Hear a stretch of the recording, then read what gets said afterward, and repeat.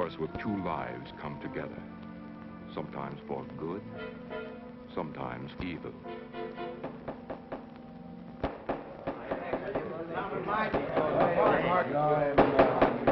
I say Williams is out of win on this. I'm definitely against it. Williams seems to forget we have our stockholders to answer to.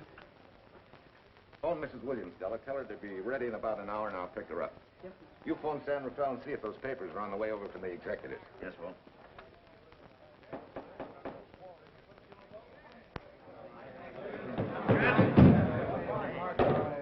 Well, Mr. Darcy, what's the score? 9? I'm afraid it is, Walt. If you think you can persuade them to change their minds, go right ahead. Gentlemen, I never interfere with stock issues, dividends, or anything else in your department. I must run my department with no interference.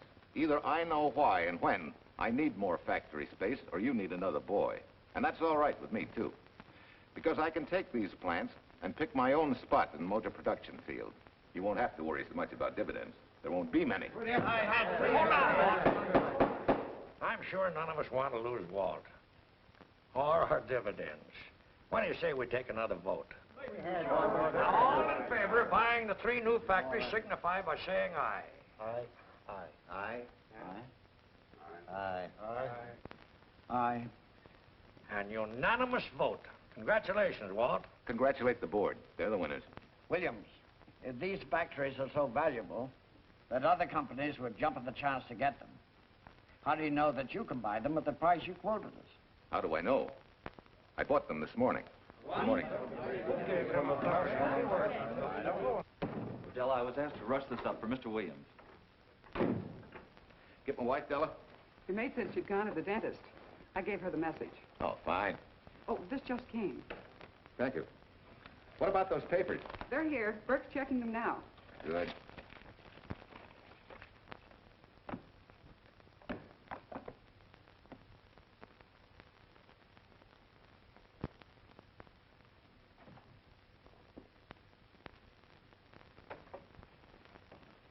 Congratulations, Walt. Take a look at Clause 4. Those provisions haven't been clarified yet. Oh, no? I wanted to leave for Tahoe right away. Get Judge Deering on the phone, will you? Never mind. I can get faster action if I run out to San Rafael myself and stick with them till they're right. Yeah? Mrs. Williams on 3. Oh, put the blueprints of that new diesel in, will you? I want Jackson to see him. Hi, Duchess. I'm afraid now we won't be able to leave till about 5 o'clock. What? You're not going with me, but I counted on it. But I thought as soon as Dr. Harris took care of whatever it was, I'd feel better. I don't. Stupid thing still aches, and I certainly wouldn't be a very desirable driving companion. No, seriously, darling, you run along and buy your little factories and hurry home. I'll send you back to the office. And cheat me out of my goodbye kiss? Not a chance. I've got to drive over to San Rafael. I'll stop on the way. Love me? Bye, dear.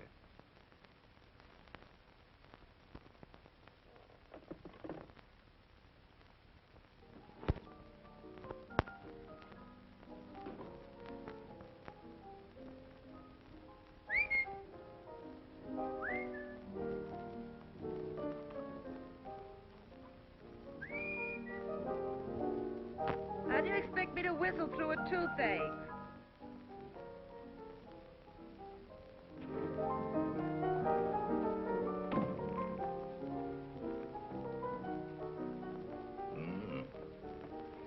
Nothing in the whole world smells as sweet as you do, Duchess. Certainly don't feel sweet. I was grouchy as an old bear. Well, old Doc Williams can give you something to fix that. Close your eyes. Relax a minute. Take a look at that, see if you don't feel better. Oh, Walt. Oh, darling, it's beautiful.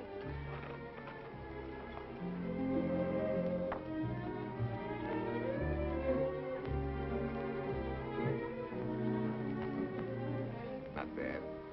Not bad at all. You know, to quote my wife, I like monograms on things. It shows they belong to me, unquote. When did your wife say such a thing, Mr. Williams? About 6 years ago, when I married her. She gave me the first monogrammed shirts I ever owned. Those were the words on the card. I still have it. I certainly hope your board of directors never discovers what a softy you are. They won't, don't worry. I have only one vulnerable spot. What really happened this morning? All I got out of Della was that you stalked out of the office with blood in your eye, back in no time with canary feathers in your mouth. Oh, I clipped those birds' wings, but short. No one's gonna vote me down, sweet. Not when I know I'm right. Mm-hmm. But how did you convince the board of that so quickly? With subtle hints and easy persuasion. Like this. Either I get what I want, or you get yourself another boy. And that's all right with me, too. But... Walter! What a clumsy ox. I'm sorry, Duchess.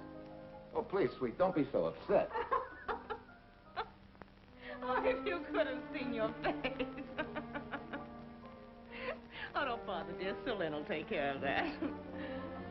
Not exactly a good prescription for nerves, huh? You know, you're wrong, Dr. Williams. The way I feel now, a good catnap will probably make a new woman out of me. And if it's not going to make you too late... Yes? Well, I'm sure that by 5 o'clock I'll... Swell. I'll run over to San Rafael, get things ironed out, and be back for you by 5. On the nose. Darling, wait.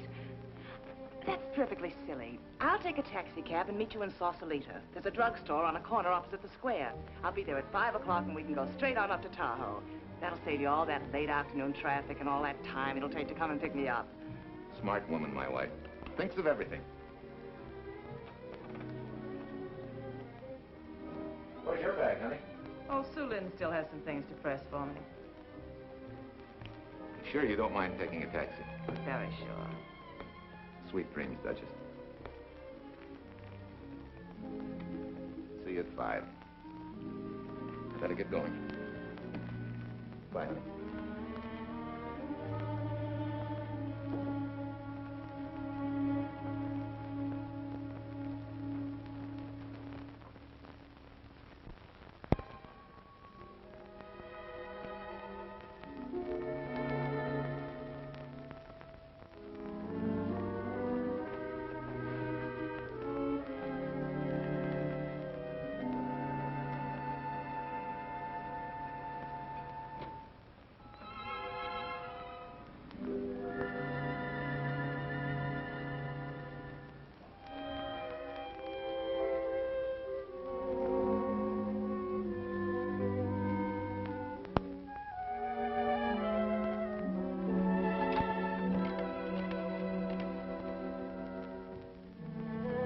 Long distance? I want Berkeley 79721. Hello. Ah. Hiya, beautiful. Yeah.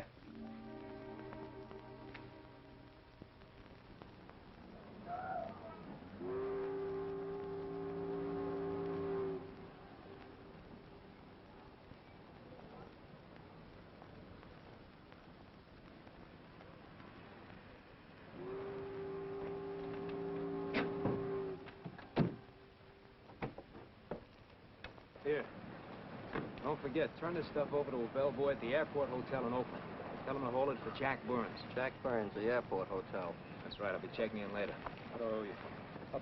$1.15 a here. All this stuff back to Oakland. Yeah, here. Buy yourself a new key. Thanks.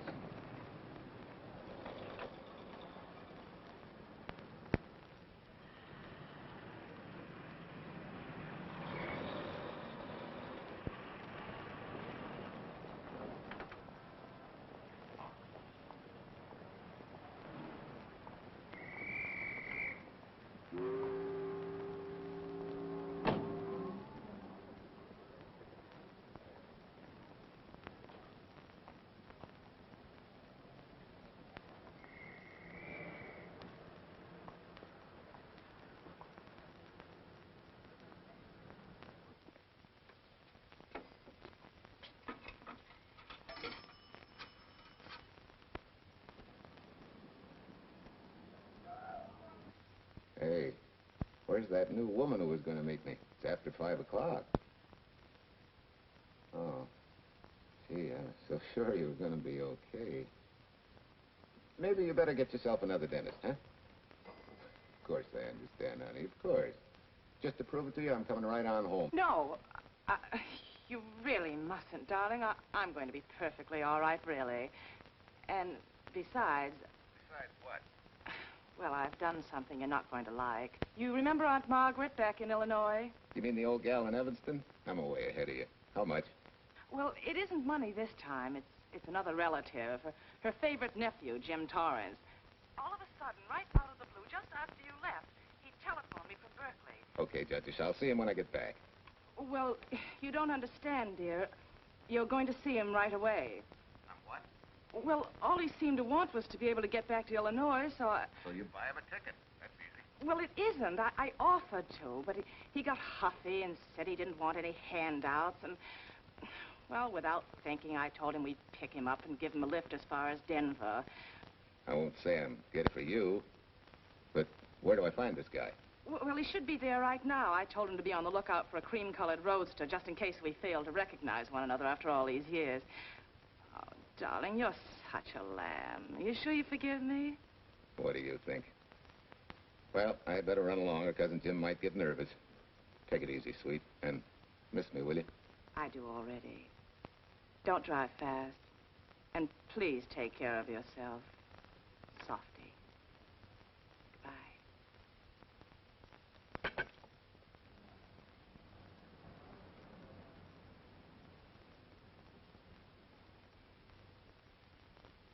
Hello, Della. Yeah, Mrs. Williams wasn't able to go with me. Now, while I'm gone, you see that she gets her roses every morning. That's right. But this time, on all the cards, put love from Softy. Yeah, S-O-F-T-Y.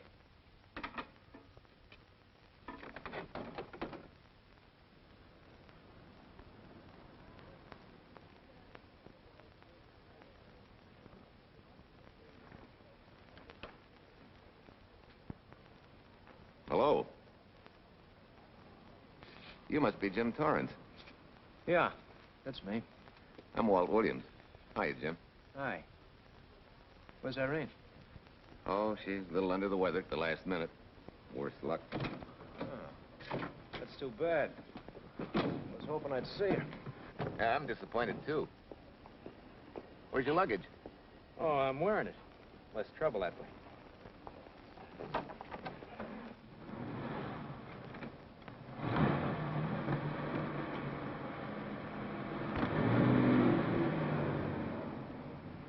Irene tells me you're heading for Illinois. Yeah.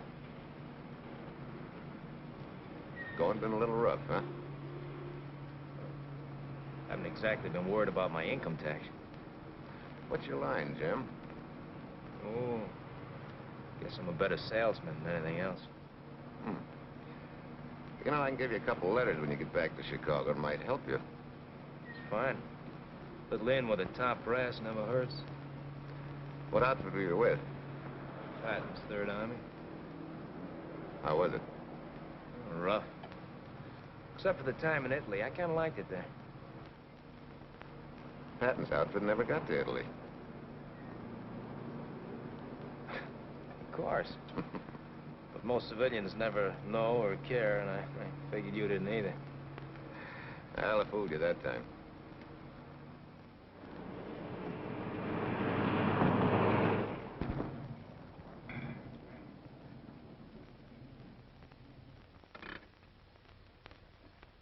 Our last chance to chow for a while. How about it? No, thanks. I grabbed a hamburger while I was waiting for you. I can still taste the harness.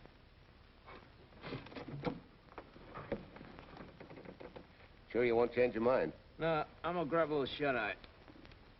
Thank you.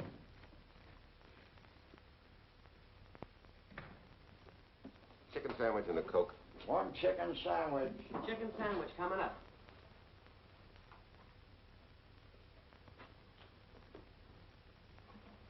Give me change for $1, will you? Yes, sir.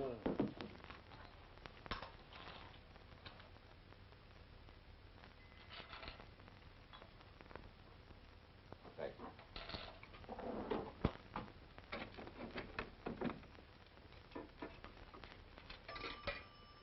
San Francisco. Klondike 2, 6714.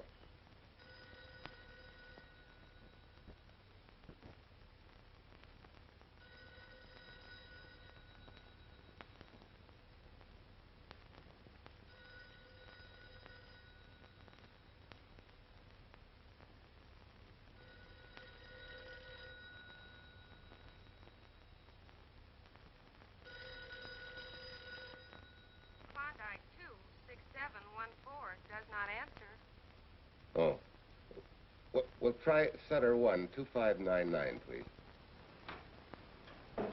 Bayview Apartments. Oh, yes, Mr. Williams. No, your maid isn't there tonight, sir. Well, she said Mrs. Williams was taking something to make her sleep and wasn't to be disturbed. But perhaps... No, don't disturb her. Just leave a message that I won't forget about a certain problem. Mm-hmm. I think I have it, sir. You want her to forget all about a certain problem. Softy, is that S-O-F-T-Y, sir? Softy is going to take care of it thoroughly. Is that all? Yes, that's all. She'll understand. Be sure she gets it the first thing in the morning. Right.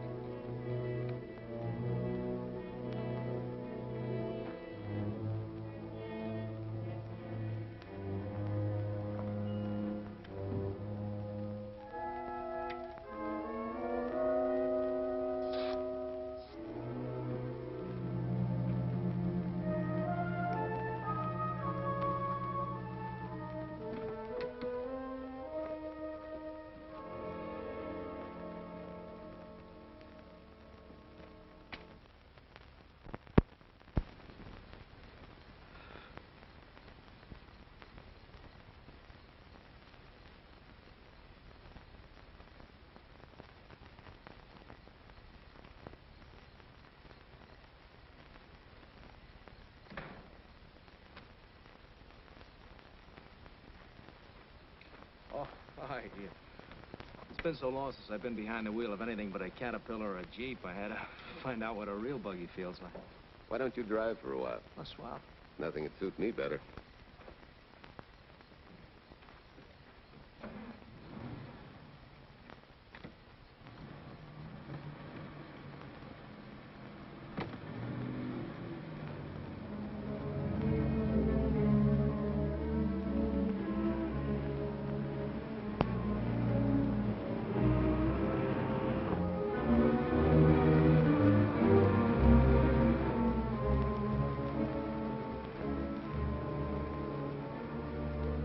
Tell me, Irene still got that little scar on her cheek? The one she got from the fall? Yeah. You can hardly see it now, though. How'd you know about that? She just got it last summer. Thought you said you hadn't seen her for years. Oh, from Aunt Margaret, of course. How else? She always sends me the news in her letters.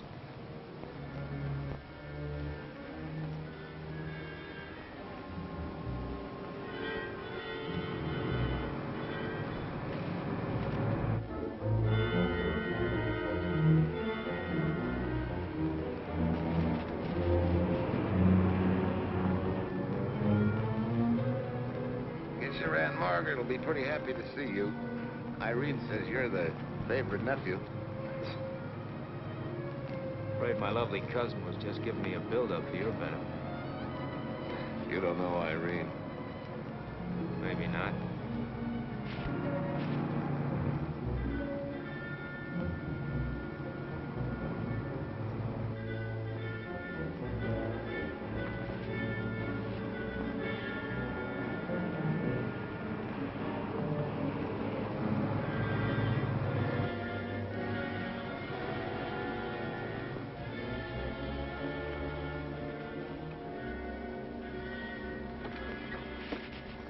What's the matter?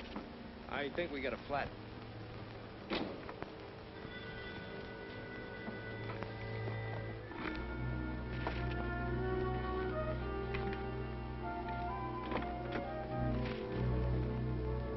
Yeah, flat as a flounder.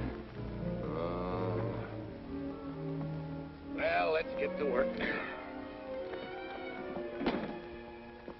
Hey, look out there, young fella. That's quite a drop.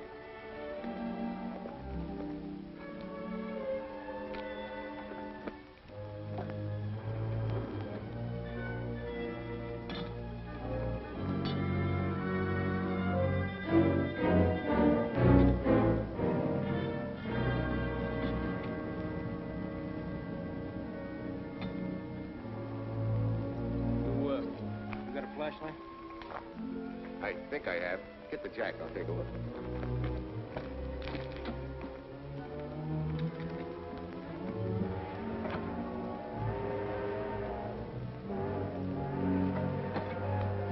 Did you find it?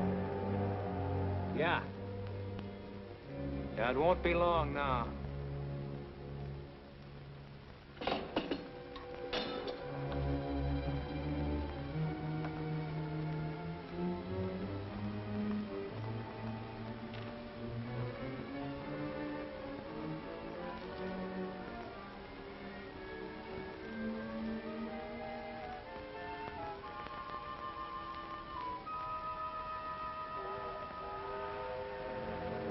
Come on, let's get going.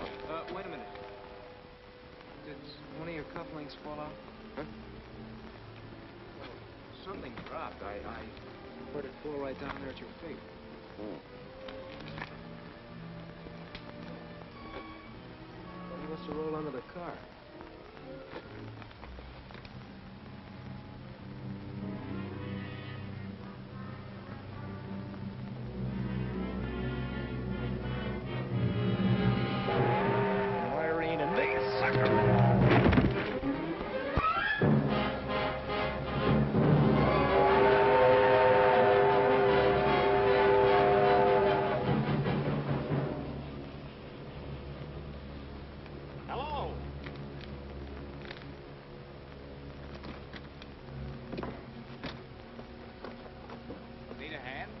No. I'm all set now. Okay. Good night.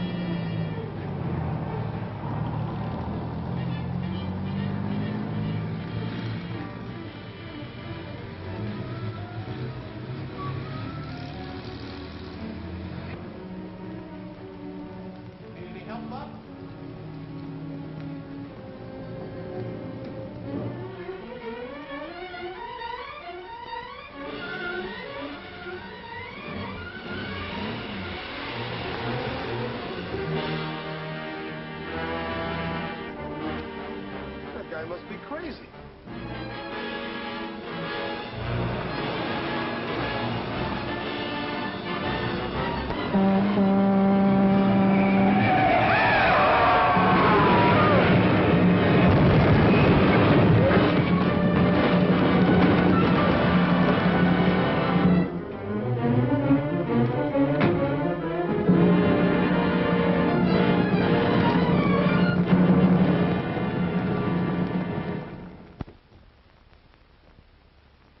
Now, in case my husband should be late and have to rush for his plane, this will be taken care of. Thank you. Tell Mrs. Burns at 302.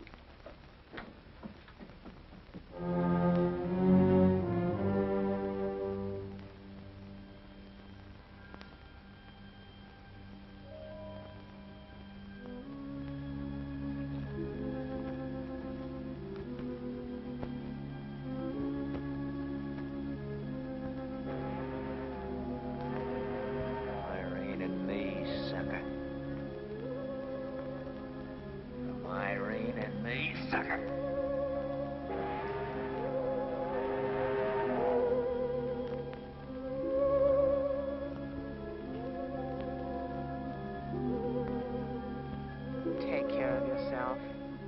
Softy. Softy.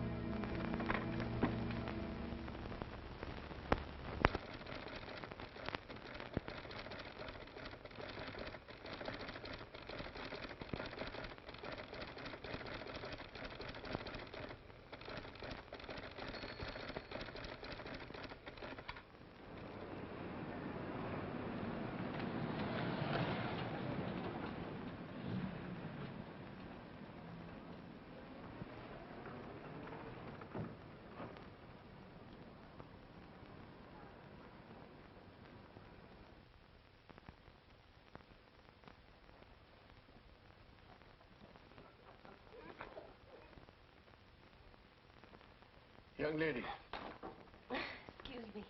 I want to see Mrs. Walter Williams. I'm sorry, sir, but she left orders not to be disturbed. I'm sorry, too.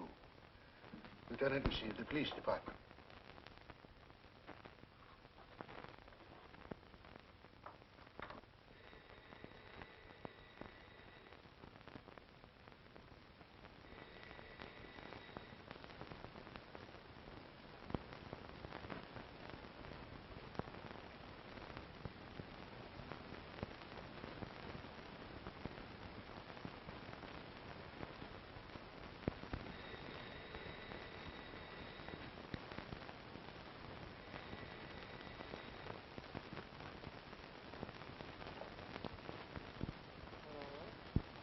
I left orders not to be.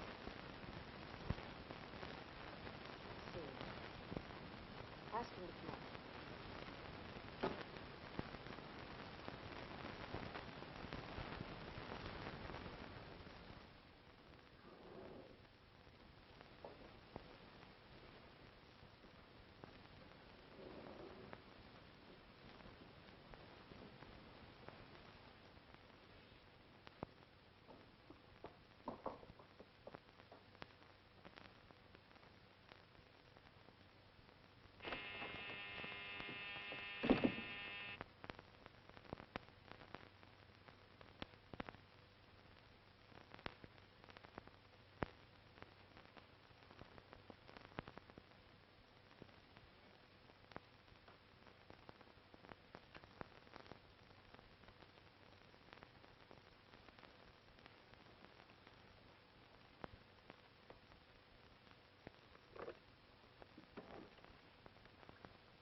Yes?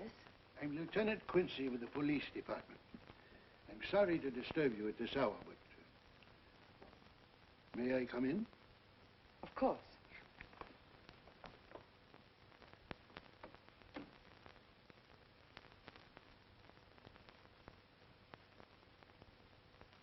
Well, Lieutenant?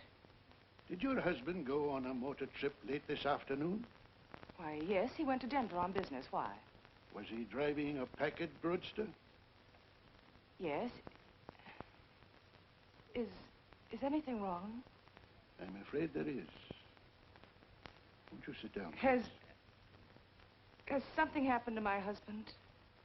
Yes, Mrs. Williams. He's dead, isn't he? Yes.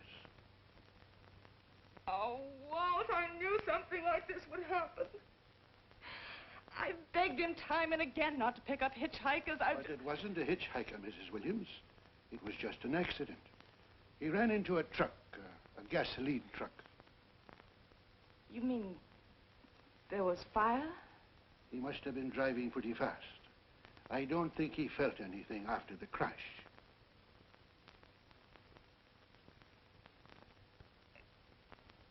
If there's nothing more you need me for, Lieutenant, I think I understand. And may I say you've taken this with a great deal of courage. Good night, Mrs. Williams.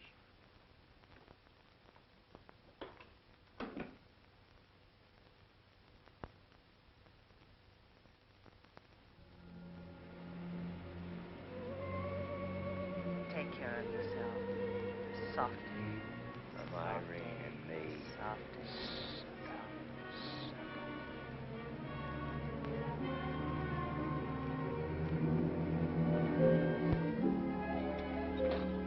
Ready? Yeah. That Williams must have been quite a guy. Yeah, he went to work for Universal Motors as a sheet metal worker. Mm-hmm. Less than 10 years, he's their top production man. Well, he sure went out in a blaze of glory. Yeah. Let's go.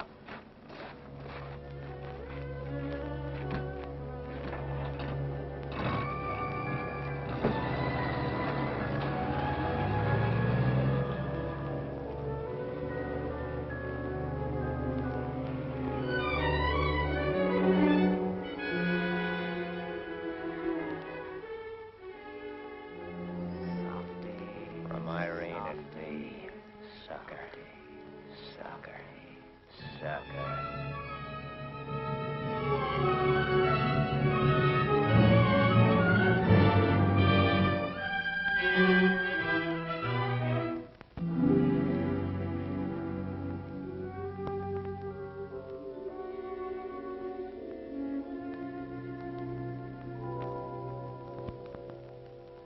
Well, could Mr. Burns have taken a later plane and still made connections for Mexico City? I see. Yes? It is some telegrams for Tai Tai. Just put them under the door, Sue Lin.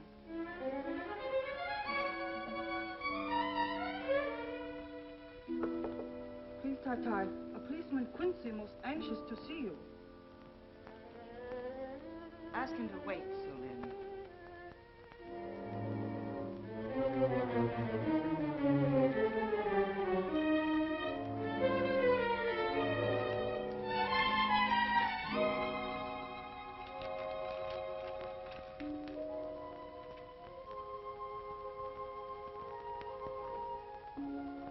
Mrs. Williams will see you presently. Will wait, please.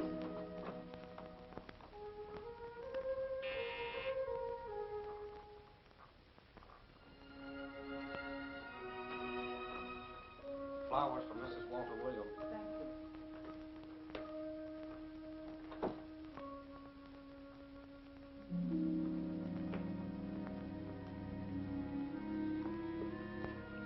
Roses like Mr. Williams always sending when he's away.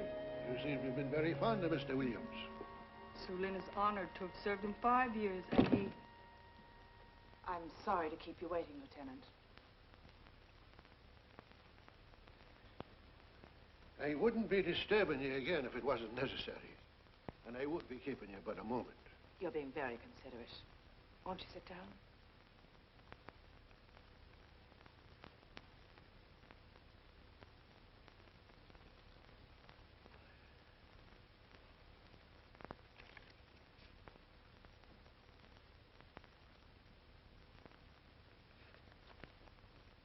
Everyone's been most thoughtful.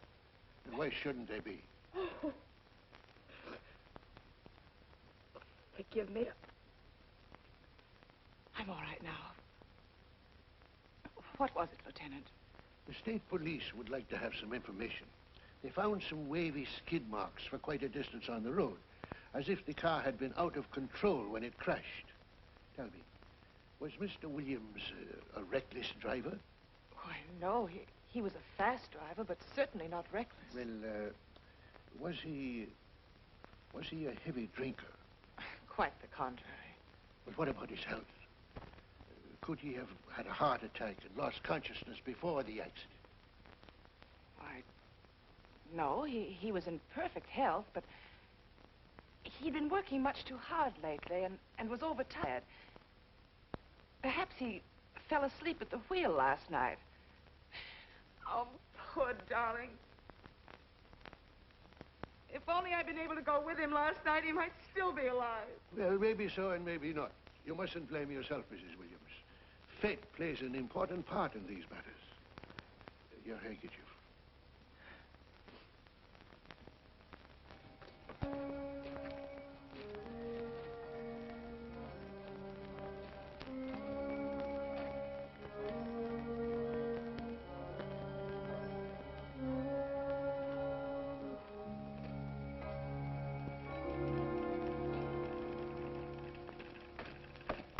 When's the next train to San Francisco?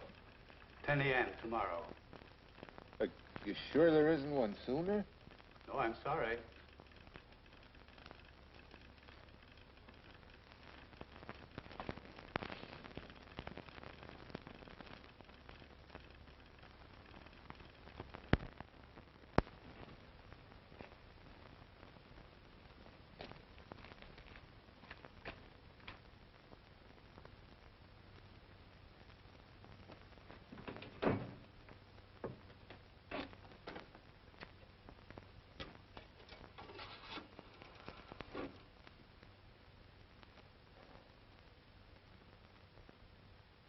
We have a circuit now, sir.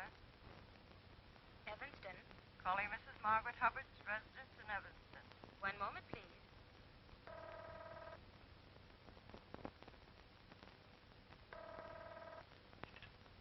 Hello? Mrs. Margaret Hubbard? Yes? Who's this? Long distance. I have a call from Mr. James Torrance. Who? Mr. James Torrance. He's her nephew, Jim Torrance. The call is for your nephew, Jim Torrance. I haven't any nephew, and I don't know any Jim Torrance. Sir, Mrs. Hubbard says she doesn't know what James...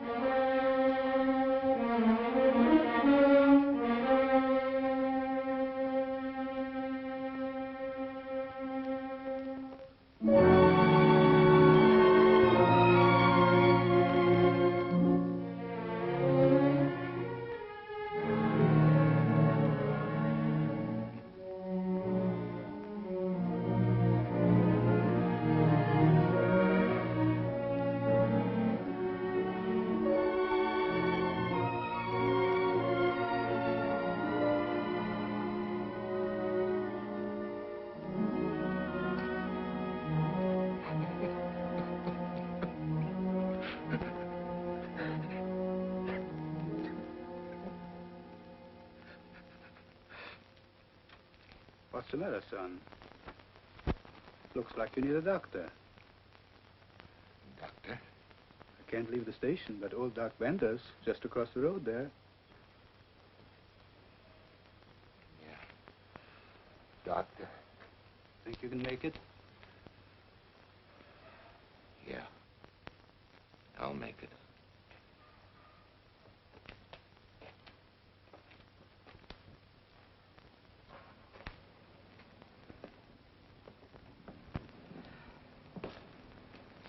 Now, take it easy, man.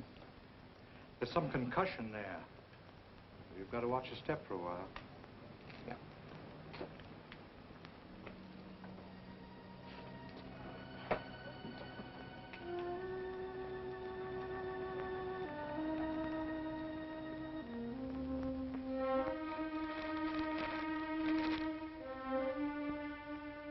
Walter Williams' beautiful widow, who by her own request sat alone in the family alcove during the service.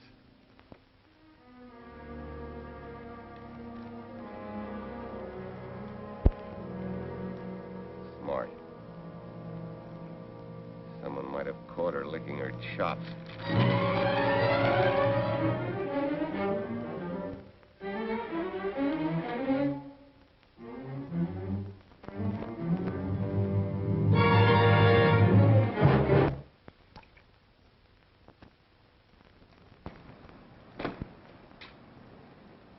Hey, what's that?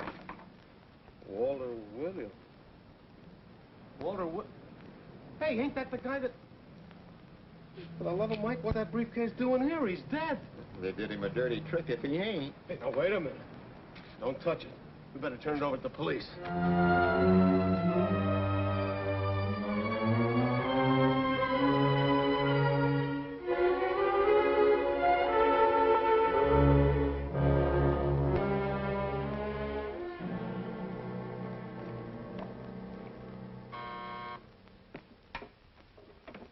Homicide, Captain Callahan. Oh, yes, Chief. The dope just came in from Washington. The fingerprints are those of a James Torrance. Yeah, I'm putting Quincy on it. Right. It sort of opens up a new can of peas on the Williams accident. There's the FBI reporting the guy. Playing with the lady's affection seems to come natural with him. All you got to do, Quincy, is find him. Yes, that's all I got to do. Last known whereabouts of Jim Torrance was in a moving van somewhere between Sacramento and Points East. Hey, wait a minute. Last known address, care of his sister, Mrs. Joseph Rossetti. Irving Apartments, Berkeley. Well, what are you waiting for, Quincy? Let's go. Torrance leave any forwarding address? No, he said he was going to send it to me. Sorry to trouble you. Oh, Lieutenant, if you should happen to hear from him, will you let me know? There's an unpaid telephone bill and a bundle of laundry. Laundry? Let's have a look.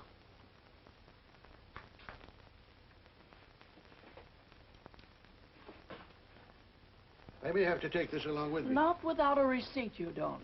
You mean you don't trust the police? In my business, you don't trust anybody. Mine, too. Holy St. Valentine's Day. Look, he had the same thing on his shirts, too.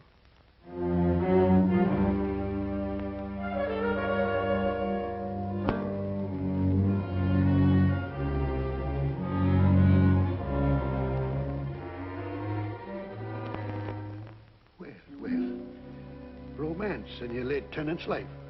Did you ever see the lady? You know, I never did. But I always knew when she'd been here, the wonderful perfume. I'll lay you 10 to 1 she's a rich widow. Could be. Wait, I'll get you his telephone bill. Pretty fancy stuff for a hitchhiker. Yeah, but he's a pretty fancy hitchhiker. According to the shirt maker, a certain lady in the town had these made special. And they're just like her husband's. Only his initials were WW. Sort of smells, don't it, Cal? Now take a look at this little item that was also found in the laundry. I for Irene and W for... Well, it could be for Williams, too, couldn't it? Yeah. Homicide, Callahan speaking. Hello? Oh, hello, Fitz. Hello. What news? Oh? Any luck? Both days, huh? Swell. Have it typed up and sign it. This report of Fritz will be a nice little topper for this pile. His checkup shows calls from Torrance's phone to Williams's private number, and a flock of them going the other way, including one on the 7th and several on the 8th. The 8th, and you've forgotten, is the date of Walt Williams' accidental death. Well, that ought to be enough to get an indictment out of the grand jury. Go pick her up. I'd like to play a long shot first. It might give us 2 for 1. Well, take them one at a time. A bird in the hand is not going to lead us to its mate. I'd like to give the lady a little more rope. Well, Thanks. I thought you'd agree.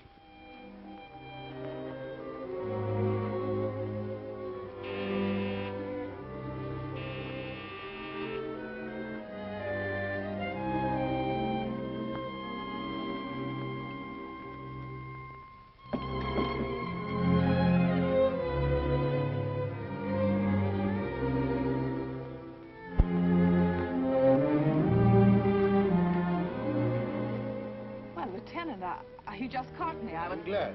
I have some rather startling news I thought you should know before it hits the headlines. Come in.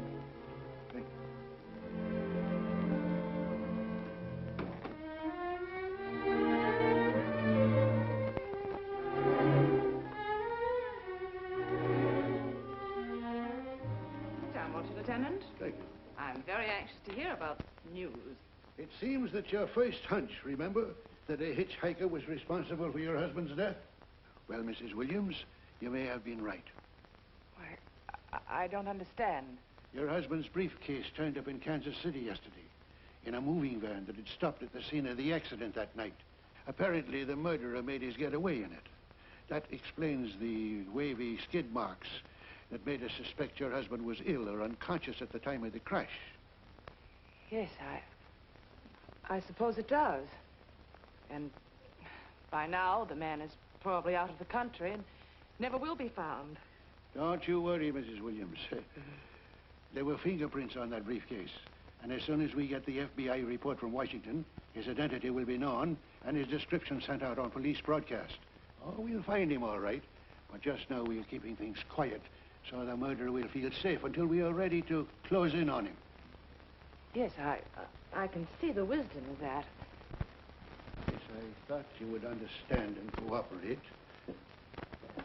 As soon as we know his name, it is possible that you might recognize it as someone with a motive. There's that possibility. You know I'll do everything I can to help. I'm sure of it.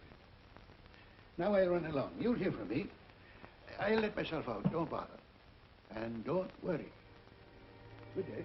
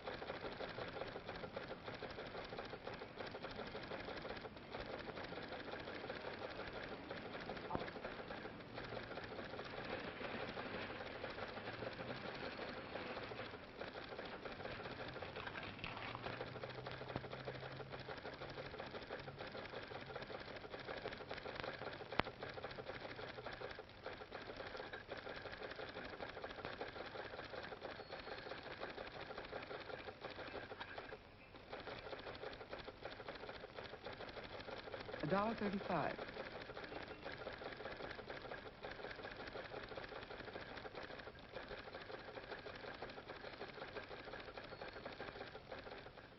See, everything after the letter J in the first name has been obliterated by heavy writing over it.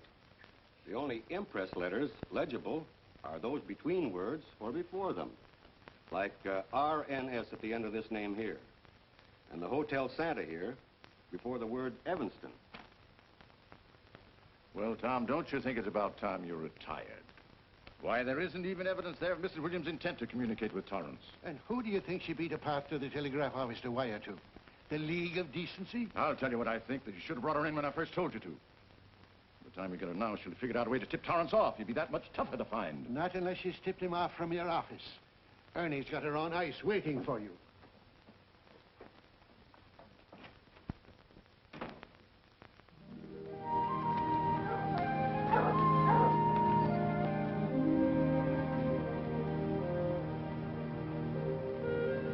Pretty good, huh? Fastest growing little town in Idaho.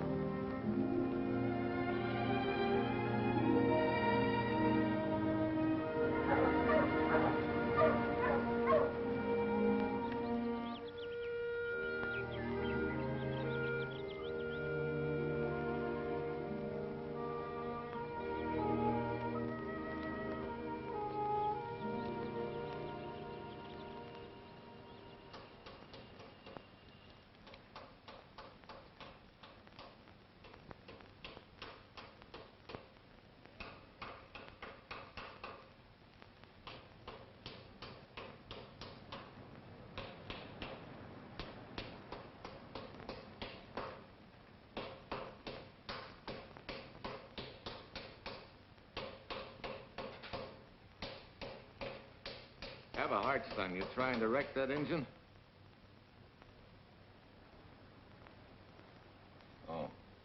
Sure. It's a hobby of mine. The way you're going at it, you can't miss.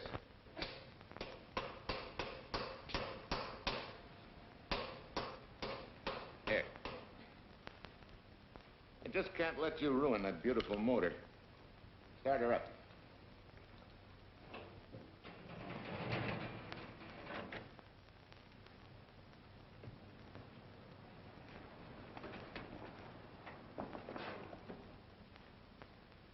Okay, start her up.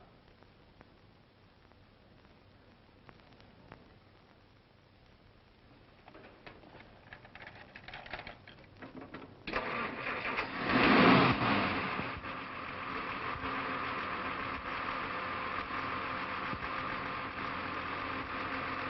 her off.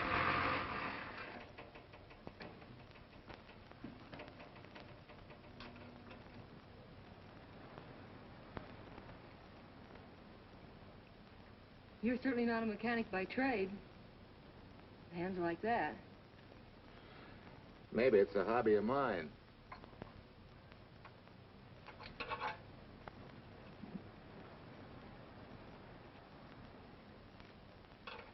Gee, what happened to your head? Perhaps I was talking when I should have been listening. Okay? Okay by me. A lot, Hill. So long, Marcia. Bye. He's all right now. You better lay off though till the boss gets back. I'm the boss. I guess the new cars are a little bit over my head. Now, with a jalopy, it's different. Aren't there any mechanics around here you can hire? No, they all went over to the new factory in Mansville. I guess they got better wages. Tough break. Yeah. How much do I owe you? Oh, forget it. Well, I'll be shoving along. Well, at least have a cook in the house. You might as well. Marcia, can I use your phone a minute, please? Sure, help yourself, Uncle Ben. Never arranged but what it caused. 650, please. Flat tire this morning. Now the danged engine stalled on me. Nice and cold. Wilson's garage? No, I did not give you the wrong number. Fine thing using my phone to cheat me out of repair bills. Aren't you ashamed? Gave me the wrong number. 650, please. You're a nice girl, Marcia Peters, and your ma's a fine woman. And I'll always buy my gas and oil here. But you ain't never gonna tinker with my car again. Busy? Busy. Always busy. Say, we're not so busy. Would you like to do another good deed and give Uncle Ben a hand? Why not? Where is your car, mister? Maybe I can help you. Why, are you a good mechanic? Very good. And very reasonable. Well, just what you need, girl. Better hire him. It's an idea, Uncle Ben. Come on. Thanks for the Coke. Sure.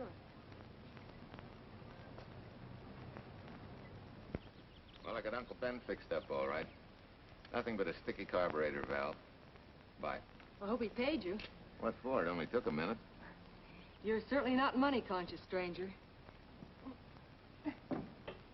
There. This is no kind of work for a girl. But somebody has to do it if I want to stay in business. And I want to.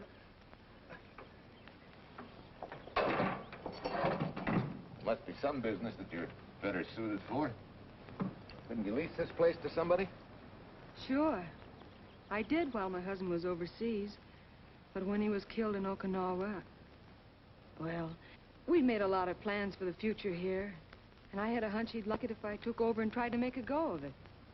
Takes more than a hunch to do that. I got along famously. Business has been fine until lately when the help got short. Could be again. If I had a good mechanic. Yeah. You sure need one, all right. Well, for Pete's sake, say yes or no. Do you want the job or don't you? You mean you'd hire me without knowing anything about me? You can repair automobiles. What else do I need to know? Except your name. Well? Why not? Sure. I'll try it for a while till you get someone permanent. The name's Bill Walker. Okay, Bill, it's a deal. And maybe if business gets real good, you'll want to stay. Oh, don't count on it. Where does this go, on the rack? Yeah.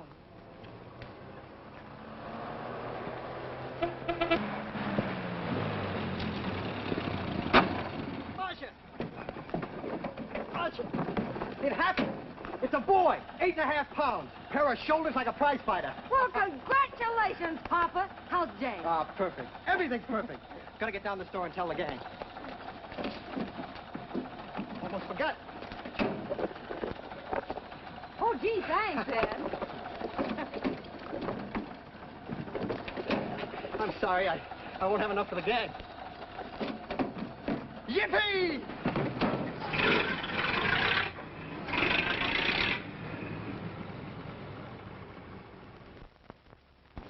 Maybe you can use this token from the slightly delirious new father. Thanks.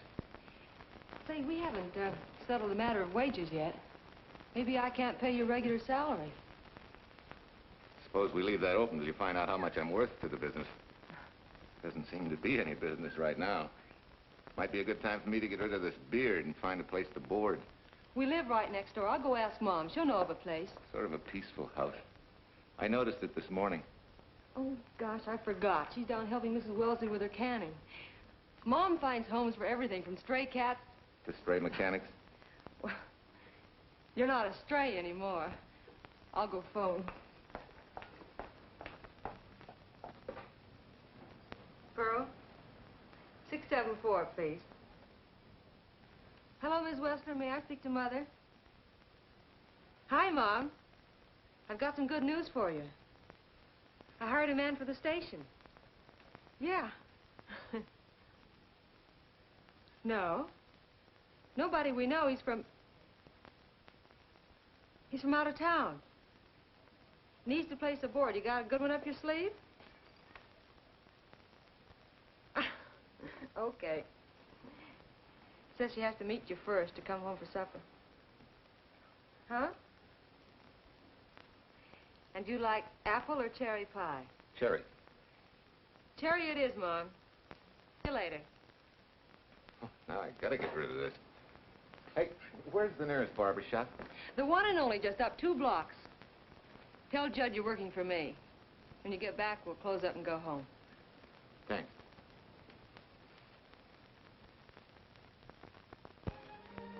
Well, that's real nice. You must have had a good bringing up, young man. Thank you for the young man. We thank thee, O Lord, for thy bounty, and ask thy blessing on this food and on the new friend who shares it with us. I hope you're good and hungry, Mr. Walker. Who wouldn't be? Marcia, she eats like a sparrow, with all the hard work she does, too. May I have your plate, please? Well, she can start taking it easy now. Boss, the help. Thank you. She never takes anything easy. Has to put her whole heart and soul into everything she does. Well, now that you're through with me, Mom, how about Bill? Have you thought of a place for him to stay? Well, why can't he stay right here? We have a spare bedroom going to waste. And I think you like my cooking. Like it? That's very kind of you, Mrs. King, but it seems an imposition. Imposition? Nothing. That's good business. I can get back what I pay you in board and room. Well, Marcia, what a thing to say. If you'd like to stay, we'd like to have you. We have some more vegetables. Mrs. King, you have a boarder. May I have a biscuit, please? Oh, excuse me.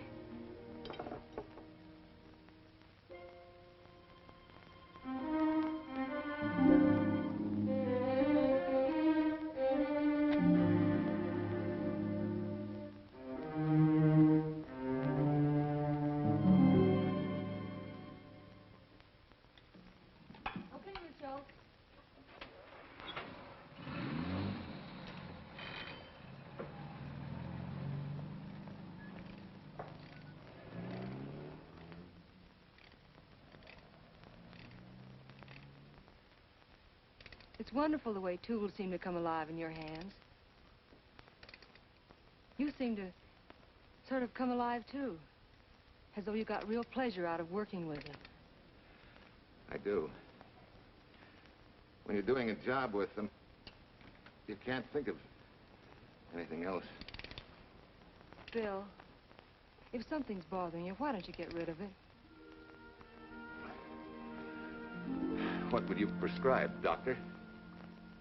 Amputation. For that stupid chip on your shoulder.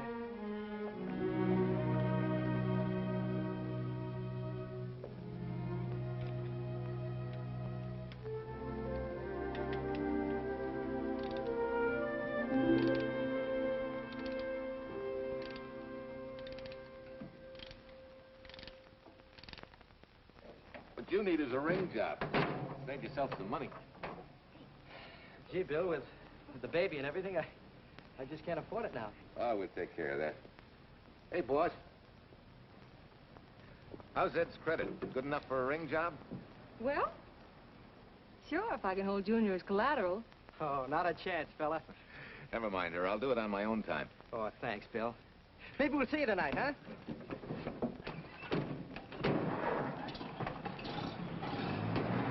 Some shoulders, huh? Yeah. Some father, huh? Bye, Marcia. Bye, Marcia. Bye. Nice kids. Hey, was Ed clowning about their being hard up? No. Things have been pretty tough for him ever since he got out of the service. Fix a car for him, Bill, and only charge him for the labor, okay? Then he gets it for free. I'd already been knocking that off. Say, we could make it an anniversary present. Anniversary of what? Junior's arrival, and mine, 3 months ago today. Time certainly flies. That was a lucky day when you came to MP service. Your work's been bringing in a lot of business. I'm glad of that. Hated to have fallen down on Mom and you. Say, look, boss, why don't we three celebrate tonight and go to the movies? Ed said he and Jane were going. Well, that lets Mom out. She'll be babysitting. I'd love to go, Bill. I haven't been in ages. Here's your opportunity. Go to work.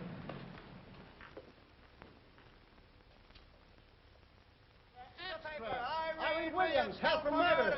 Extra, extra. Irene. This is Sheila Graham with the latest news of the shocking Williams murder case. While beautiful Irene Williams is held for trial, charged with conspiring to kill her late husband, the police are searching for James Torrance, believed to be the lover of Mrs. Williams and her partner in the horrible murder of Walter Williams.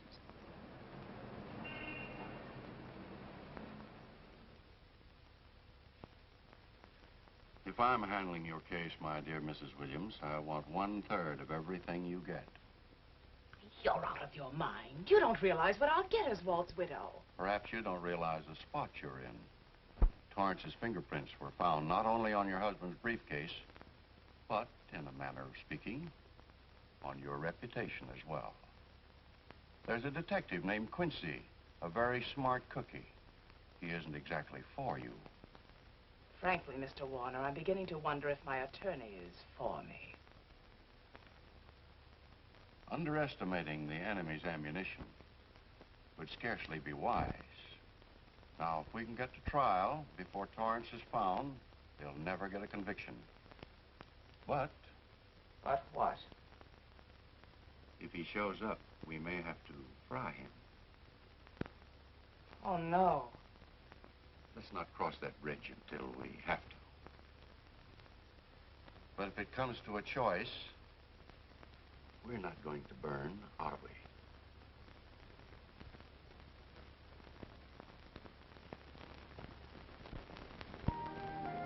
Aren't you the chatterbox this afternoon? What about this afternoon? Oh, I'm sorry, boss. I guess it was wool gathering. You're supposed to do that in the spring. Is there anything you don't know? Yes. What's San Francisco got that we haven't?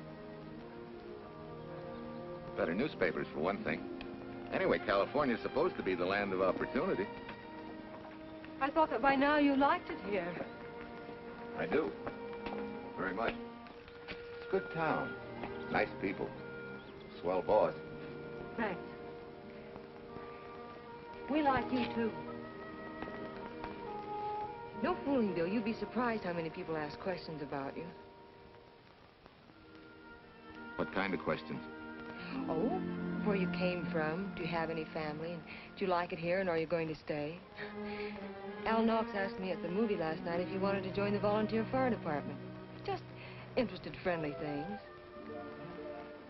I suppose it is natural for people to wonder about a stranger who moves into their community, like I did. You know, I've been thinking, maybe it wasn't such a good idea, you and I going to the movies last night. It's all right being seen in the station and here with Mom, but... You get used to that in a town this size. They're always trying to marry people off. You just ignore it, and after a while they forget about it. I'll go get cleaned up for supper.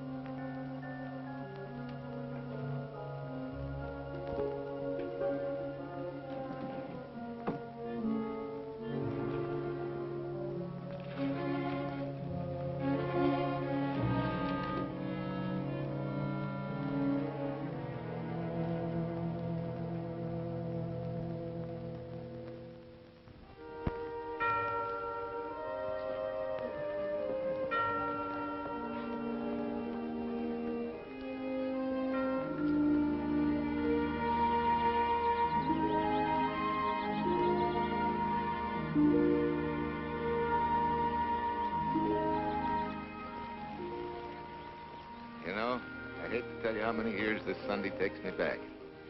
Did you always fall asleep during the sermon? I wasn't asleep, Mrs. Peters.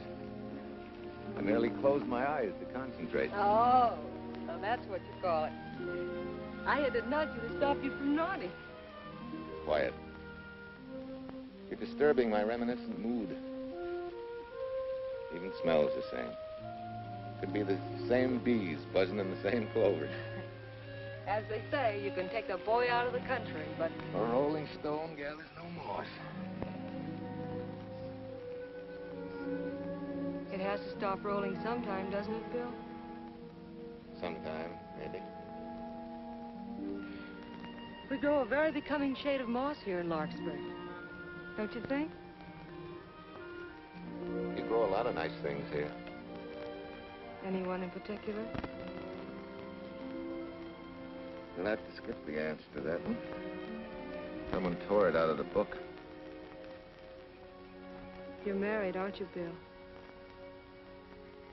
Yep. That's right. You must have loved her very much to have been hurt so deeply. To be so afraid of someone, even yourself. Maybe it's better that way. Then no one gets hurt. Bitterness and hatred hurt everyone. Can't you see, Bill? They're like a wall that shuts out all the sunshine from a garden and lets everything wither. Make room in your heart for something else, can't you? I guess this is my day for sermons. Sorry. As Mom would say, you never get rich minding the other fellow's business. Hey, that's a flyer. I'll be seeing you.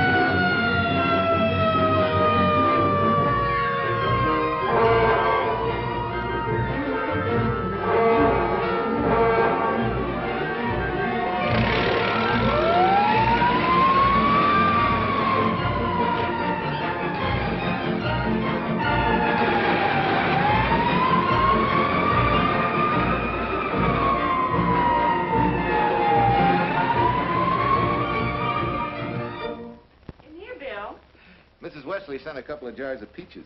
Said you helped her can them. Oh, thank you. When I delivered the doc's car, he insisted that I have a bite with him. Where's the boss? Took the book back to the library for me. Huh? What a day. Hey, what's the idea? Are you darning my socks? Well, I thought a drawer full of holy ones isn't doing you much good. I found it when I put fresh papers in your bureau yesterday. You have a heap of things that need mending, haven't you, son? Does Marcia know? Do you think I'd tell her? This is your problem, Bill. Because I found out about it doesn't give me the right to tell anyone else, not even Marcia. When you trust folks, you trust them, and you give them a chance to work out things the way that seems right to them. How can one little woman be so big? Don't forget, it's a lot easier to be tolerant and understanding at 50 than it is at 25. Yeah, Mom. I'm going next door for a while. Grandma Thompson's ill.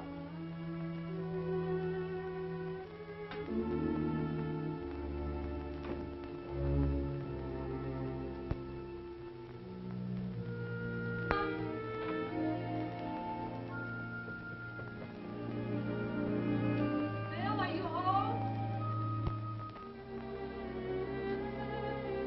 Bill, are you in there? Yeah? Mom went next door, Marcia. Hi. Do you work awfully late? Oh, about 6. Anything wrong? Come in. I want to tell you something. I'm checking out. Has something happened? No, just... I'm doing what I should have done a long time ago. Moving along. But why, Bill? My name isn't even Bill. There isn't any Bill Walker. I'm Walter Williams. The late Walter Williams. Walter Williams? I don't understand. You may not even after I've told you, but at least you'll know the whole story. Sit down, please.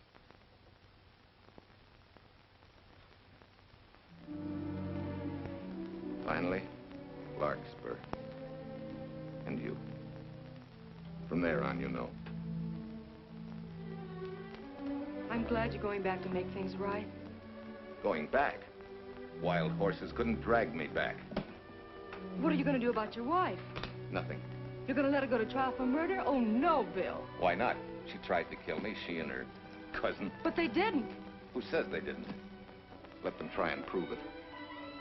No matter what your wife did, she can't be tried for something that didn't happen. Oh, Bill, can't you see? You bet I can see. She deserves everything she's getting. Sorry part of it is they'll never convict her. No, Bill. The sorry part is you're not big enough to take a hard jolt to your pride and to your ego. Sure. It hurts to be tricked and cheated by someone you loved and believed in. But that doesn't give you the right to take justice into your own hands, to trample on the hearts of others and walk out on life. A barren, frustrated boyhood. A marriage to a woman who accepted my love, yet despised me so thoroughly she resorted to murder. I'll never think of our moments together without nausea. I feel stripped bare, degraded. Even me.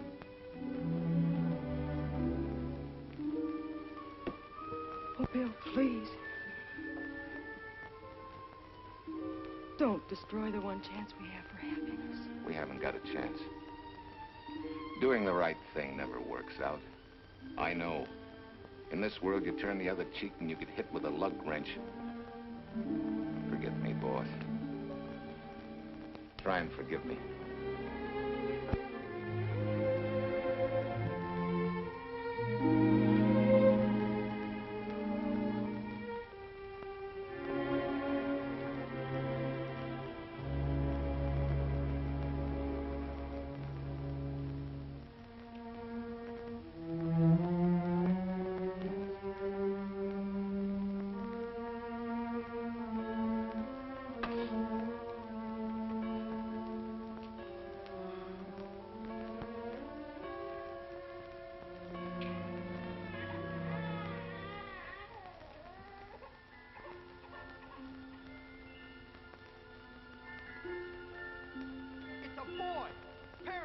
like a prize fighter. You know, I hate to tell you how many years this Sunday takes me back. You have a heap of things that need mending, haven't you, son?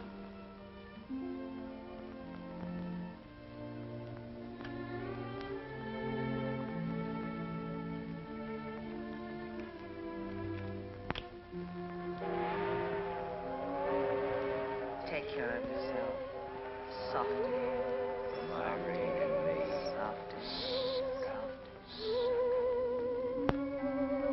You're not big enough to take a hard jolt to your pride and to your ego. Sure, it hurts to be tricked and cheated by someone you loved and believed in. But that doesn't give you the right to take justice into your own hands. Trample on the hearts of others and walk out on life. Oh, Bill, please, don't destroy the one chance we have for happiness.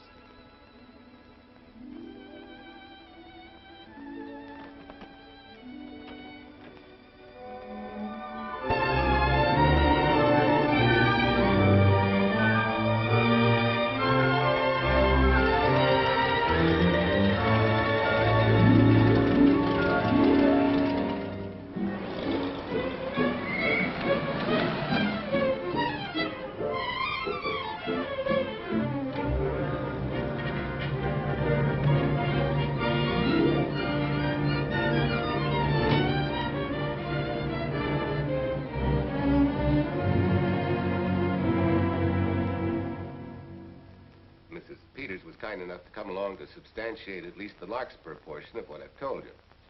Very thoughtful of you, Mrs. Peters. Mr. Williams, when you read in the newspaper that the hitchhiker who attacked you had been, well, a close friend of your wife's for some time, it must have been a great shock to you. I didn't come here to discuss my emotional reactions, Lieutenant. If you need me for anything further, Captain, my office will know where to reach me. Let's go, Mark. Just a minute, Mr. Williams. We'll need your signed statement for the grand jury when we ask for your wife's release. It won't take long to be typed. Yeah. All right.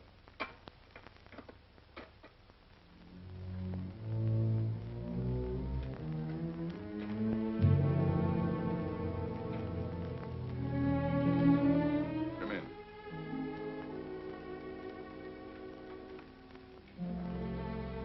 Sit down. Mrs. Williams, we have news for you. Really? I can scarcely wait.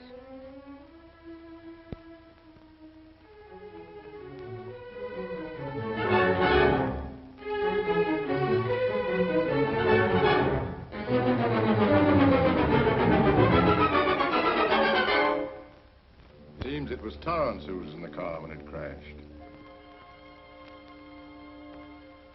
Jim?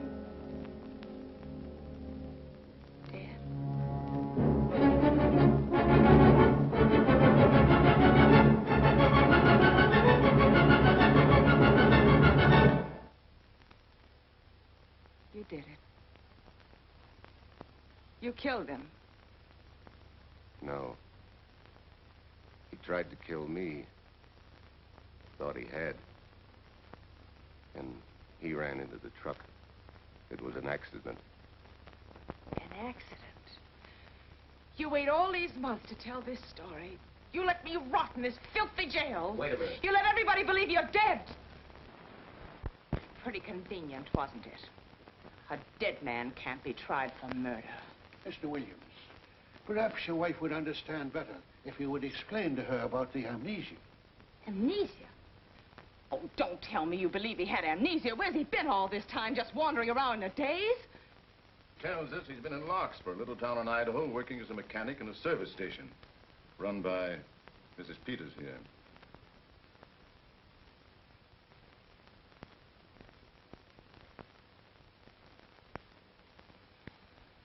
I understand perfectly. Now that my chance for happiness is dead, I suppose you'll demand the divorce I begged you to give me so that I could marry Jim. That's fantastic. Yes, isn't it? After you telling us that the man you picked up was a perfect stranger. Well, that's not true. The time and place for meeting Jim had all been arranged. I must advise you There's a law that a wife can't testify against her husband. There's a law against murder, too, but that didn't stop him, and nothing's going to stop me until I'm through. It's all right with me, Captain. Go on. Talk your head off.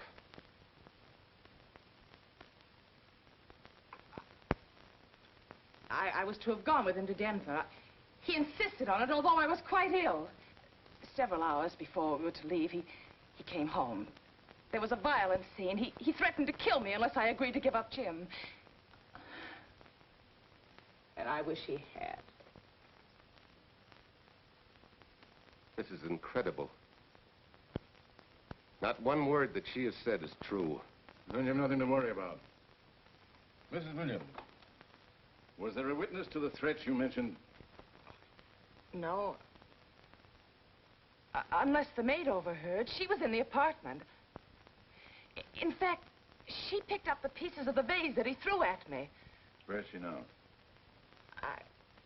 I don't know. She left me suddenly after all this began. Please, could the questions wait? I feel rather ill. Will you have Mrs. Williams ready for the grand jury at 10 o'clock tomorrow morning? That's all.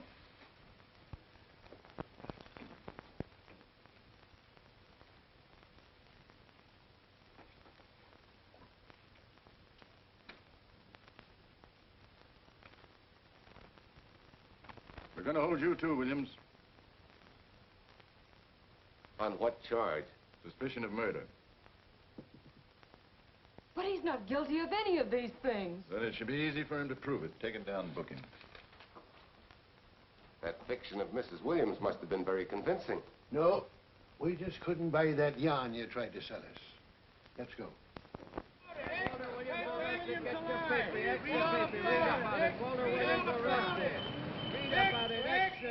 Watch me, wife, freed and murder charge. Extra, get your paper. Walter Williams charged with murdering wife Bubba. Extra, get your paper. Irene Williams goes free. Husband held. Extra, get your paper. Wife freed and murder charge. Walter Williams charged with murdering wife Bubba. And Daly's going to cover Williams' office. Okay, boys, hop to it. I want all I can get by 10 a.m. tomorrow for the grand jury. Okay, Chief. Oh, Tom, don't miss a bit. Dig up everything you can on Williams and the Peters dame. You sort of believed Irene Williams' story, didn't you, Ben? She made better sense than he did. Well, sure, she's a better liar than he is. Don't forget, I went all through her grieving widowhood with her.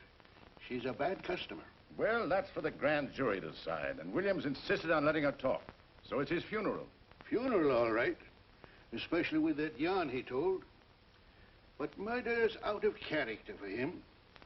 There's a few pieces missing somewhere. There might be in Idaho, if it's not too much out of character for you to get going. You're going to miss me, Cal, when I retire next year. Maybe I'll join Private Eye and solve your cases for you.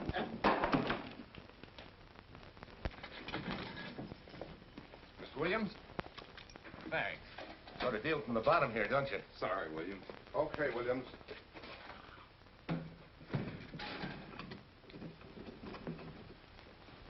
Well, not very good news, judging from your faces.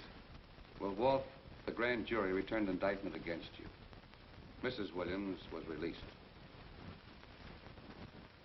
I see. Now, don't you worry, Walt. We'll have you back at work where you're needed, and in short order. Come on, Eldridge. There's a visitor waiting far more attractive than we old fogies. We're just leaving, Mrs. Peters, but remember, don't hesitate to call on me for anything. Thank you so much.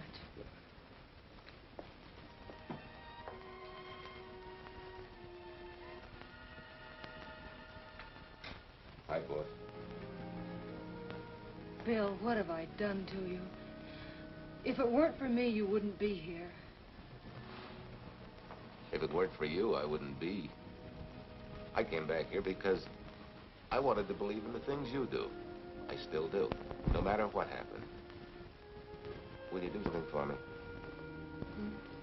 Go back home, where I know you'll be taken care of. Not a chance. You'll have to think of a better reason than that to get rid of me. I'm a big girl now. I've just been to Larkspur, Williams, where I found these newspaper clippings. Of course, some of them are 3 months old, but you seem to treasure them, so I brought them along. So? I don't think they exactly substantiate your claim of amnesia. As if you were interested in substantiating any claim of mine. Now, let's get one thing straight. Most people, when they get in a jam, think the police are only interested in the prosecution. Our job is to get the facts, the truth. And the truth never hurt anyone but the fellow that lied.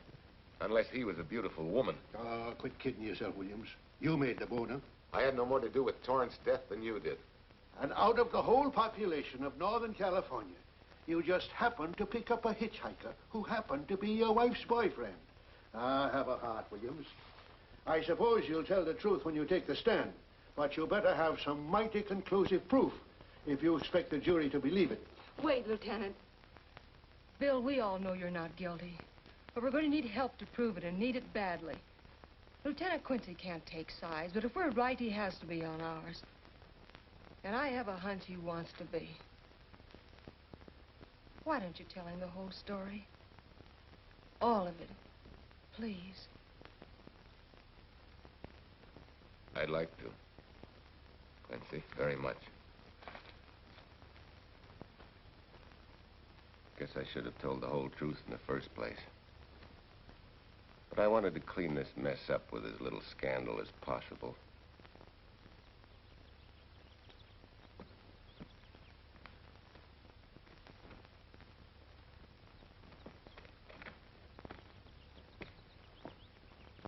Well?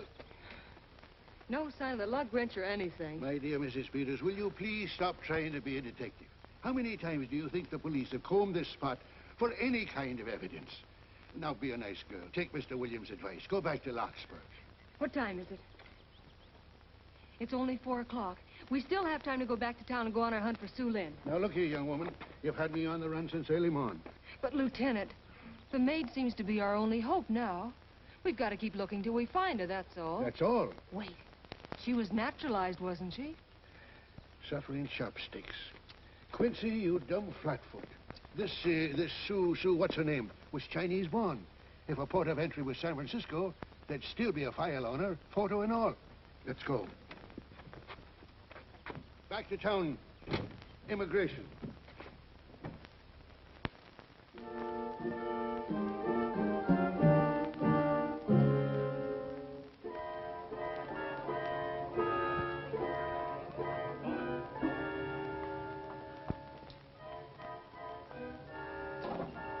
I hope the council has given us the right lead.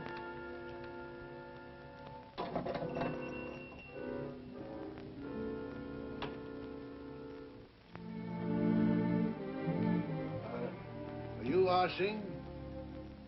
Understand? You savvy English? Also French, Italian, and Hebrew.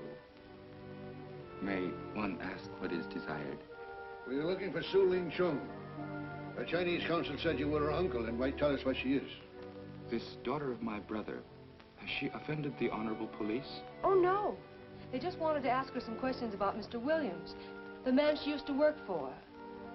Ah Singh's heart is heavy that he cannot lead you to her. But things that are not known cannot be told. Well, if you hear anything of her, report it to headquarters.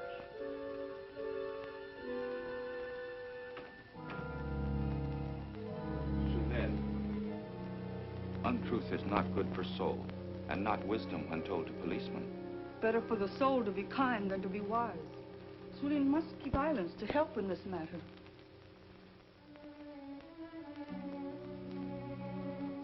You know, you're quite a gal. In case I haven't told you lately. You're just too easily pleased, that's all. There must be a way out. Why can't we find it? Oh, buck up, boys. Tomorrow, another day. Yesterday you go to trial. Bill, I'm afraid. And the state intends to prove, beyond any reasonable doubt, that the defendant, Walter Williams, did, with malice aforethought, kill the deceased James Torrance, whom he knew to be his wife's lover. And that with his victim dead beside him, he drove his car into the course of an oncoming truck, jumping clear himself some seconds prior to the crash. And subsequently, he made his getaway in the back of a loaded furniture van. And for 3 months, as Bill Walker, he laughed at justice. when he'd imprisoned his unfaithful wife for conspiracy in his own murder. But then he decided that being dead cramped his style. He thought he could eat his cake and have it too. So he returned, most anxious to explain his long absence and to right the dreadful mistake that had imprisoned his wife for 3 months. Ladies and gentlemen, it was a cold-blooded, premeditated murder and must be punished to the fullest extent of the law. Call the first witness, please. Captain Callahan, did Walter Williams tell you what suddenly cured his amnesia after 3 months? No, he did not. But he did tell you the man that struck the blow which caused the amnesia was a total stranger, a hitchhiker he had picked up. Yes? And that he knew nothing of this man's identity or relationship with his wife until he suddenly recovered from his amnesia and heard or read the details. That's what he said. That's all. Thank you, Captain. Your witness, Counselor. No questions. No. I saw no signs of amnesia, but definite concussion. He was a bit evasive in answering questions, but not vague or unsure. In your opinion, Doctor, could this head injury have been caused by a fall? Yes. If the head had struck on some object, such as a stone or a metal pipe. That's all. Thank you. Your witness. Dr. Bender, are you familiar with a tool known as a lug wrench for changing automobile wheels? I'm afraid I am, sir. I've had a regular epidemic of flat tires lately. Well, then, in your opinion, could this head injury which you treated have been caused by a blow from a lug wrench? Yes. It could have been caused by that, too. Thank you, Doctor. The ones with the earliest dates, you will notice, are heavily creased, as though they'd been carried in a wallet or a coat pocket. Thank you. Lieutenant Quincy, will you kindly tell the court where you found these newspaper clippings? In the bedroom occupied by Mr. Williams and Mrs. Peters' home in Larkspur, Idaho. Is this your handwriting, Miss Revere? Yes, sir. And that's the message, at least our record carbon of it. Would you read it to the court, please? June 9th, 8:32 p.m. Message from Mrs. Walter Williams, Penthouse D. Mr. Williams called, said he wants you to forget all about a certain problem. That Softy is going to take care of it thoroughly. Was there any other conversation? Well, I just asked if that was all, and he said, yes, she'll understand, and sort of laughed as if it were a joke and hung up. Some joke killing the wife's boyfriend. That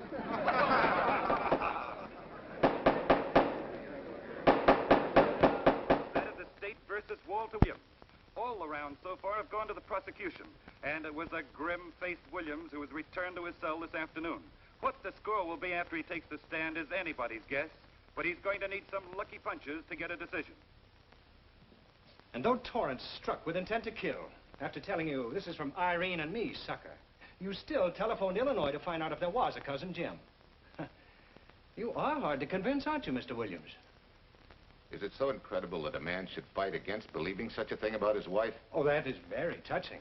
From a husband who planned a trip on which he intended to destroy his wife and did kill her lover. That's a lie. Your Honor, I object to the conclusions drawn by the prosecutor and move that it be stricken from the records. But, Your Honor, there is a corpus delicti, remember, who was your wife's lover.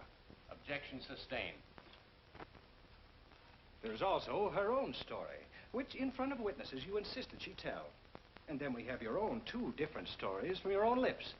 One featuring a perfectly strange hitchhiker, the second an equally strange cousin Jim, without a questionable substantiation for either bit of fiction.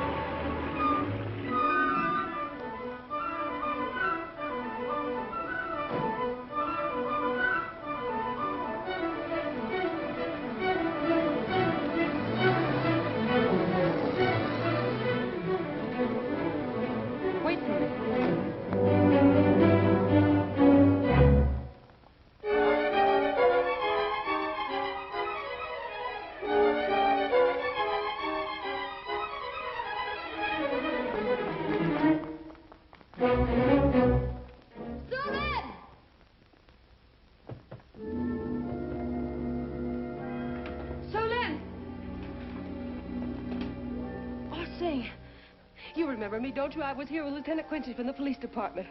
I just followed Sue Lynn up the stairs. I saw her come in here. You must be mistaken. I'm not mistaken. She's here. I must see her. Ah, Sing, don't you understand? It's to save a man from prison, even from death. I will send her to you.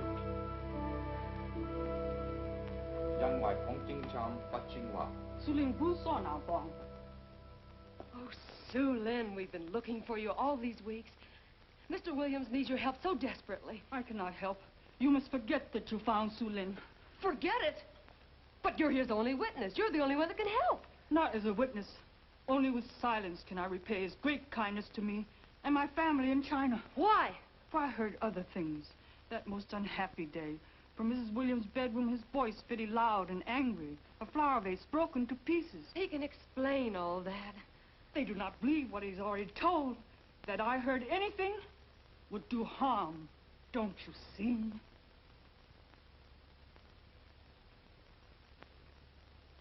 Yes. Much sorrow comes from women who know not honor and truth. And Mrs. Williams, she was not true even to that Torrance man. What makes you say that? That night when he was killed, her sickness was but wall of falsehood, behind which she could go secretly to a meeting place. You mean she went out that night? Sue Lynn, are you sure? Yes, because next morning in her bedroom I found street shoes that had been worn. Her coat on the closet floor with the sleeves turned inside out as though removed hurriedly. And in one pocket, a door key to some hotel. Sue Lynn, that's it. Proof that she and Torrance had planned to meet that night after he killed Mr. Williams. What hotel was it? Oh, I don't remember. The key. What did you do with it? Returned to coat pocket. Come on. We'll get to Lieutenant Quincy. He'll know what to do. And pray, Sue Lynn, every step of the way.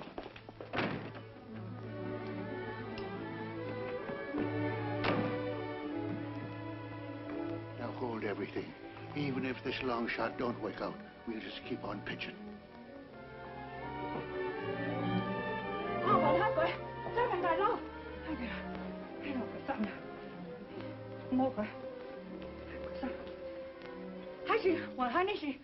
Here it is, yes. Room 302, Airport Hotel, Oakland. Maybe we got our miracle. A special little Chinese one. It is to hope that Sue Lynn was of small help to Mr. Williams. Oh, Sue Lynn. Come on, copper. Next stop, Oakland. A certain little lady's hotel rendezvous. I was on night duty then, all right, but I sure don't remember a looker like this. Quite a dish, eh? A little too highly seasoned for my digestion, thanks. Lieutenant, just found a couple of cars for room 302 on June 9th. George Baxter, checked out at noon. Mr. and Mrs. J. Burns. Room not slept in. J. Burns. Burns. Look, Quincy. The handwriting on the card is identical to that on the photograph. And here's a little boy, the same thing. The cover-up telegram to Aunt Margaret. Now look at the impressions. J here, and here RNS. J. Burns. That's the name she started a telegram to. Room not slept in. Say, I got that dame pegged now, Lieutenant. She said they'd be out of the room by midnight as her husband was catching a plane.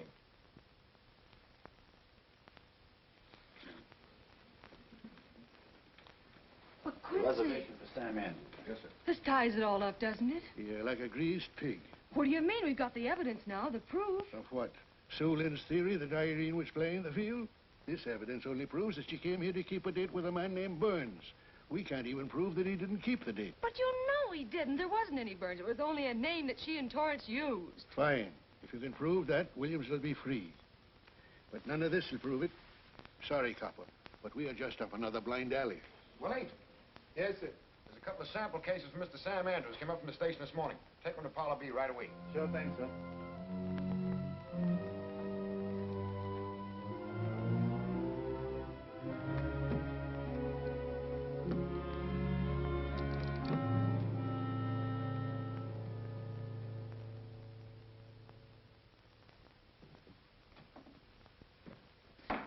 Seated.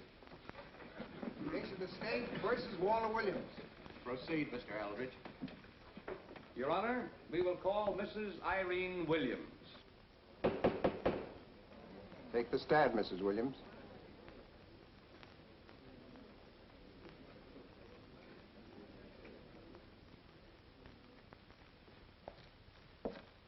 Raise your right hand. Do you solemnly swear that the testimony you're about to give in this cause to be the truth, the whole truth, and nothing but the truth, so help you God? I do. What cooks? The defense calling her? Mr. Eldridge, what's the purpose in calling this witness? Merely for purpose of identifying handwriting. Now, Mrs. Williams, this photograph of you... Was stolen from my apartment. So, according to the inscription, to Walt, my adoring and adored husband, Irene, this belongs to Mr. Williams. This is your handwriting, isn't it? Of course. I'm touched that he should have wanted it so badly. And this telegram, addressed to Mrs. Margaret Hubbard, is that also your handwriting? It is.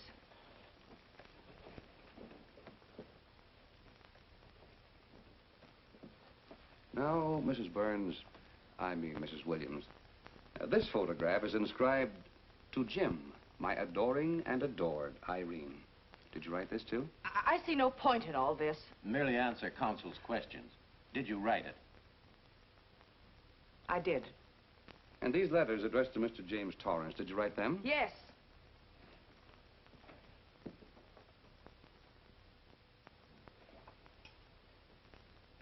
And this monogrammed garment, a gift from you to Mr. Torrance? Why must I be tortured again by all this? I never made any secret of my love for Jim Torrance. That's why he's dead. Your love for Jim Torrance. Yet on the very night he was killed, you had a rendezvous with a man named Burns, didn't you?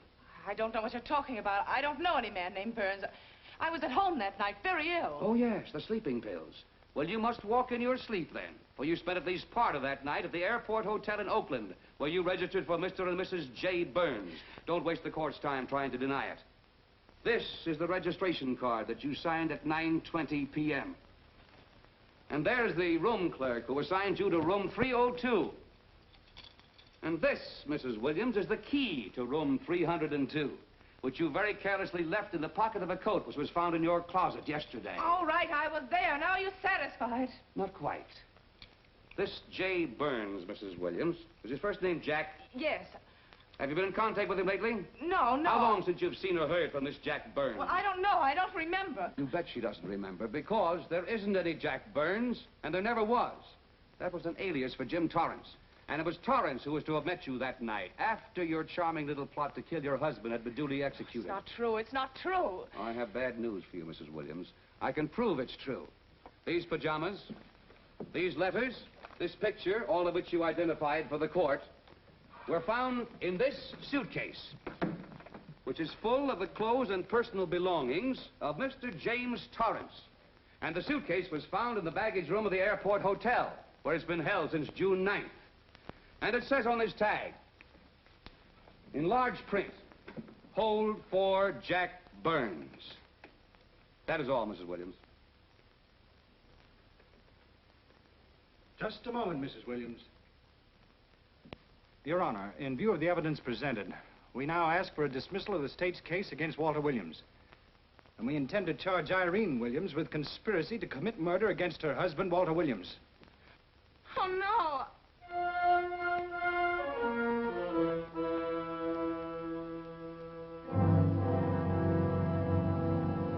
The case against Walter Williams dismissed. Court adjourned until 2 o'clock. Well, that's that, Walt. Congratulations, Mr. Williams. I haven't the words for it, Quincy, but we could never have made it without you. Ah, sure you could. You know, son, right always wins if you give it a little push. Especially when you get a copper like this one to do the pushing. Well, I'll be seeing you. You know, it'll seem kind of strange being able to eat and sleep without someone getting in your hair all the time. Oh, fine, Walt. We're looking forward to having your hand on the wheel again. The Denver plants are waiting for you to open them. You think you can make it in the morning? How about it, Counselor? You bet you can. Oh, good. Well, I'll be running along. Well, you think you like Denver? It's okay by me, boss. Yes. Impact. The force with which two lives can come together. Sometimes for evil, sometimes for good.